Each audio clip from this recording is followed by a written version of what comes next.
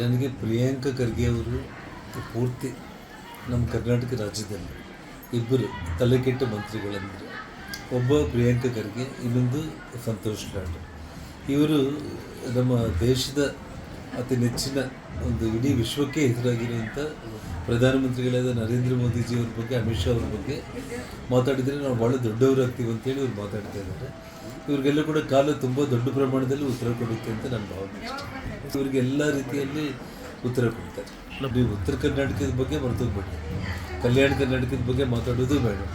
ಅವ್ರ ಚಿತ್ತಾಪುರ ಕ್ಷೇತ್ರದಲ್ಲಿ ಇವತ್ತು ಆ ಜನರನ್ನು, ಅಮಾಯಕ ಜನರನ್ನು ಪ್ರತಿ ಸಲ ಕೂಡ ಮೋಸ ಮಾಡಿ ಅವ್ರು ಓಟ್ ಹಾಕಿಸ್ಕೊಂಡ್ಬಿಟ್ಟು ಗೆದ್ದ ನಂತರ ಯಾವುದೇ ಒಂದು ಜನರಲ್ಲಿ ಜಾಗೃತಿ ಇರಬಾರ್ದು ಅಂತ ಹೇಳ್ಬಿಟ್ಟು ಅವ್ರನ್ನ ಹಾಗೆ ಉಳಿಸ್ತಾ ಇದ್ದಾರೆ.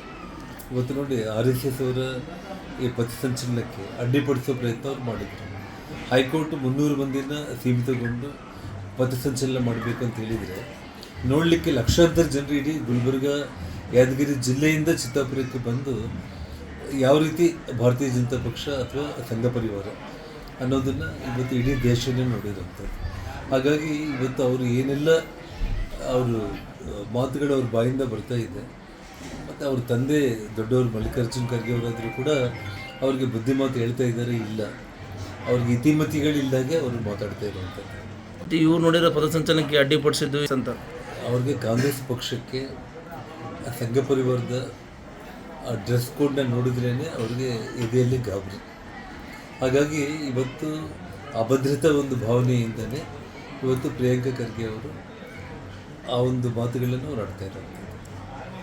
ಅದಕ್ಕೆ ಇವತ್ತು ಸಾಕ್ಷಾತ್ ಗೃಹ ಸಚಿವರು ಡಾಕ್ಟರ್ ಪರಮೇಶ್ವರ್ ಅವರು ಇಡೀ ಕರ್ನಾಟಕದಲ್ಲಿ RSS ಅವರ ಪಥಸಂಚಲನದಲ್ಲಿ ತುಂಬ ಶಾಂತಿಯುತವಾಗಿ, ಭಕ್ತಿಯಿಂದ ರಾಷ್ಟ್ರೀಯತೆಯನ್ನು ಎತ್ತಿ ತೋರಿಸುವಂಥ ಒಂದು ರೀತಿಯಲ್ಲಿ ಶಾಂತಿಯುತ ಪಥಸಂಚಲನ ನಡೆದಿದೆ. ಯಾವುದೇ ಒಂದು ಸಣ್ಣ ಘಟನೆ ಕೂಡ ಆಗಲಿಲ್ಲ ಅಂತೇಳಿ ಅವರೇ ಅಸೆಂಬ್ಲಿಯಲ್ಲಿ ಹೇಳಿರೋಂಥದ್ದು.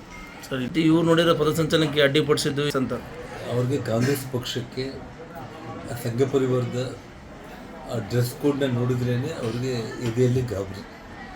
ಹಾಗಾಗಿ ಇವತ್ತು ಅಭದ್ರತಾ ಒಂದು ಭಾವನೆಯಿಂದಲೇ ಇವತ್ತು ಪ್ರಿಯಾಂಕ ಖರ್ಗೆ ಅವರು ಆ ಒಂದು ಮಾತುಗಳನ್ನು ಅವ್ರು ಆಡ್ತಾ ಇರೋದು. ಅದಕ್ಕೆ ಇವತ್ತು ಸಾಕ್ಷಾತ್ ಗೃಹ ಸಚಿವರು ಡಾಕ್ಟರ್ ಪರಮೇಶ್ವರ್ ಅವರು ಇಡೀ ಕರ್ನಾಟಕದಲ್ಲಿ RSS ಅವರ ಪಥಸಂಚಲನದಲ್ಲಿ ತುಂಬ ಶಾಂತಿಯುತವಾಗಿ, ಭಕ್ತಿಯಿಂದ ರಾಷ್ಟ್ರೀಯತೆಯನ್ನು ಎತ್ತಿ ತೋರಿಸುವಂಥ ಒಂದು ರೀತಿಯಲ್ಲಿ ಶಾಂತಿಯುತ ಪಥಸಂಚಲನ ನಡೆದಿದೆ. ಯಾವುದೇ ಒಂದು ಸಣ್ಣ ಘಟನೆ ಕೂಡ ಆಗಲಿಲ್ಲ ಅಂತೇಳಿ ಅವರೇ ಅಸೆಂಬ್ಲಿಯಲ್ಲಿ ಹೇಳಿರೋಂಥದ್ದು. ಸರ್, ಇವ್ರು ನೋಡಿರೋ ಪಥಸಂಚಲನಕ್ಕೆ ಅಡ್ಡಿಪಡಿಸಿದ್ದು ಅಂತ ಅವ್ರಿಗೆ ಕಾಂಗ್ರೆಸ್ ಪಕ್ಷಕ್ಕೆ